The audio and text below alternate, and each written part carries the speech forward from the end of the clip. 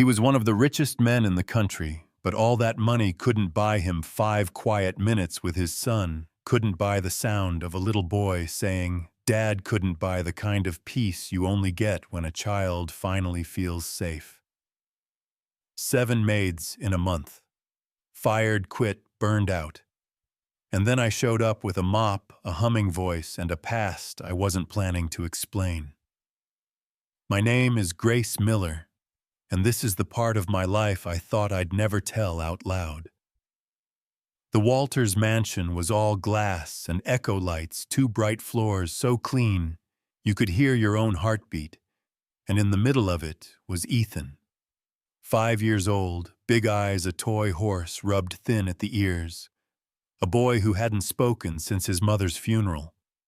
His father, Richard, could outmaneuver senators and CEOs before lunch, but at home he moved like someone afraid to breathe wrong.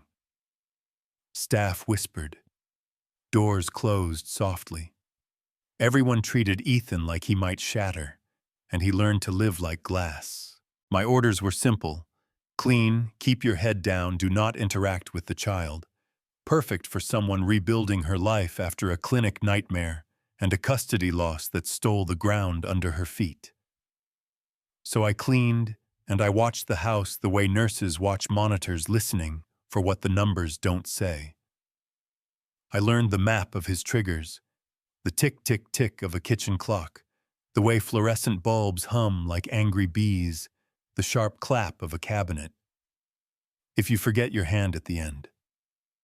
I didn't move fast. I didn't talk loud. I didn't make eye contact like a dare. I just hummed low the tune my grandmother used when the world felt too sharp, and I started leaving a warm cup of milk where I thought he might pass. Not a bribe, more like a lighthouse. On day 3, the cup was empty when I came back. No celebration, no announcement, just a quiet note in my head that said, "Keep going."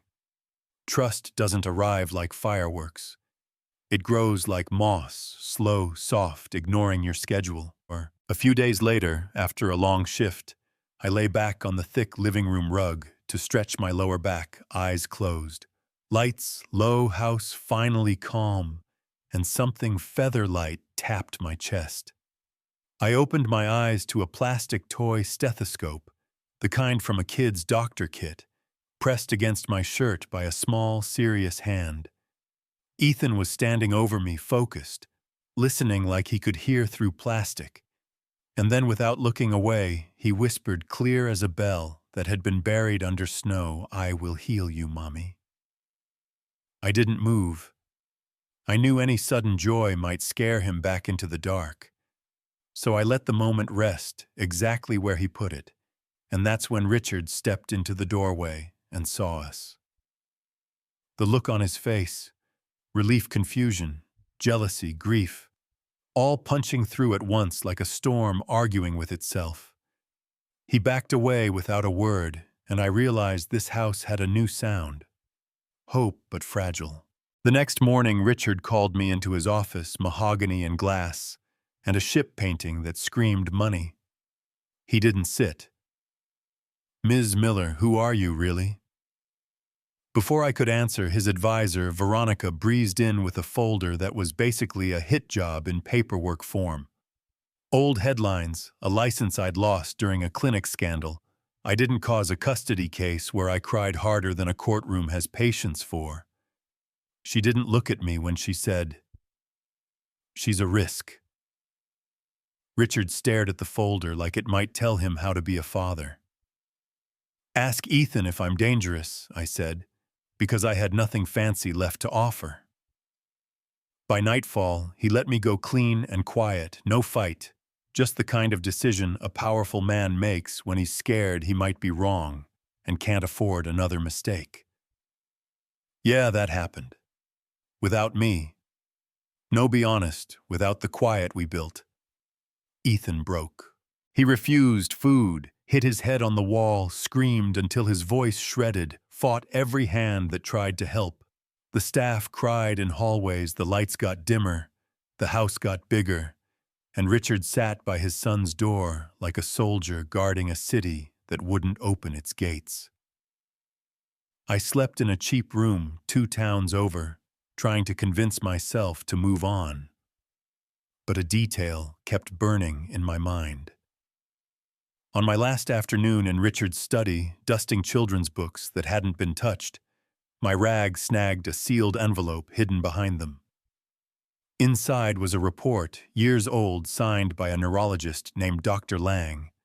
Not classic autism, he wrote, primary sensory processing disorder, with trauma overlay, treat with sensory, first slow exposure, one consistent emotional anchor.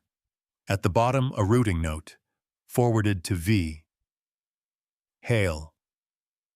Veronica. You know that feeling when the truth jumps the curb?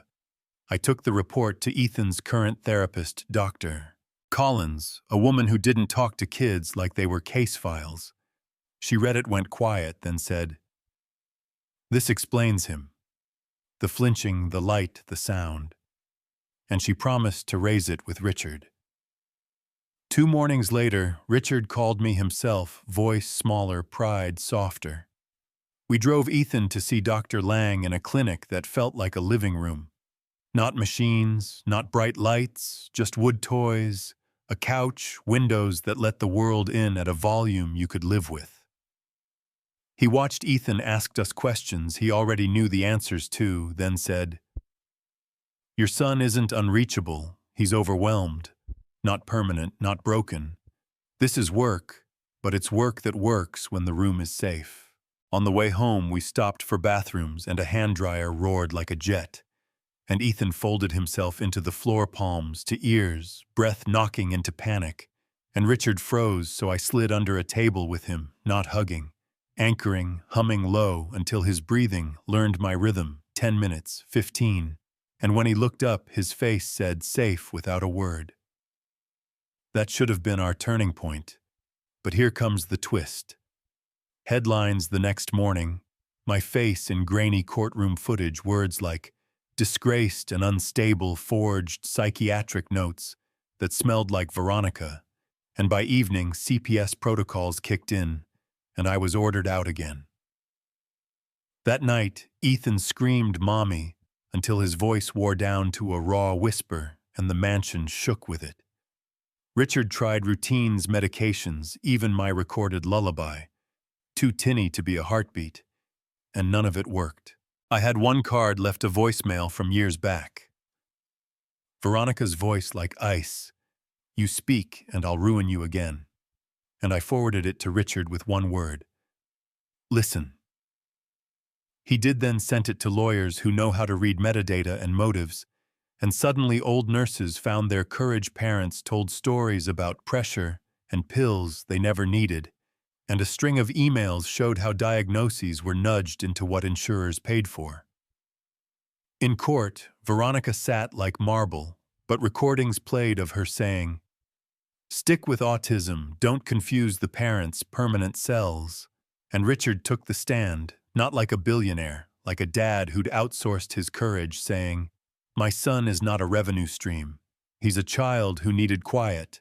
And the judge cleared my name and referred Veronica for charges. And we didn't cheer, we just exhaled, like we had been holding our breath for years. I came back at dusk and the front door opened like it had been bracing itself. And Ethan stood at the top of the stairs, thinner and louder in the eyes.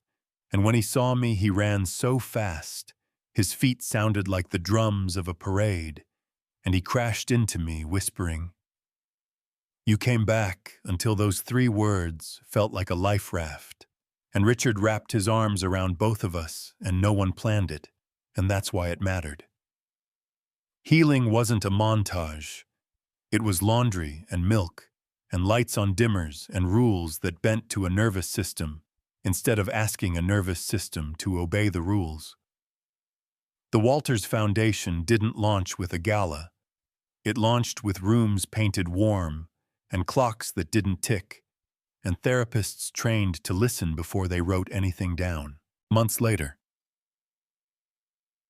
Yes, we did a fundraiser in a hotel that smelled like money, and Ethan asked for the mic, and I told him he could change his mind right up to the last second, and I'd ramble about cafeteria hand dryers until the crowd booed me off, and he nodded like a gentleman, and when the light hit him, he looked at me, then at Richard, and said, "This is my mommy.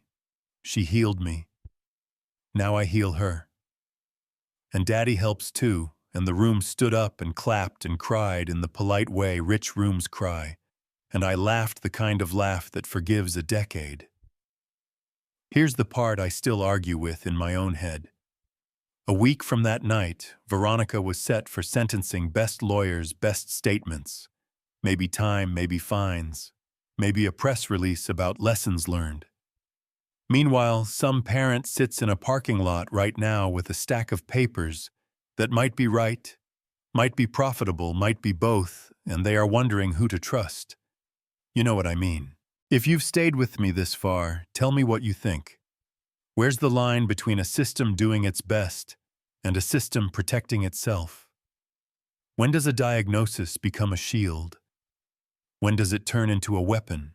And what small thing in your house, a song, a cup, a light switch, changed everything when nothing else did? Like the video, if any part of this felt true, subscribe if you want more stories told by people who were supposed to stay quiet, and drop your take in the comments. Right or wrong bias or justice, I'll be there reading, humming the same off-key tune, making room for any heart that needs a safer pace.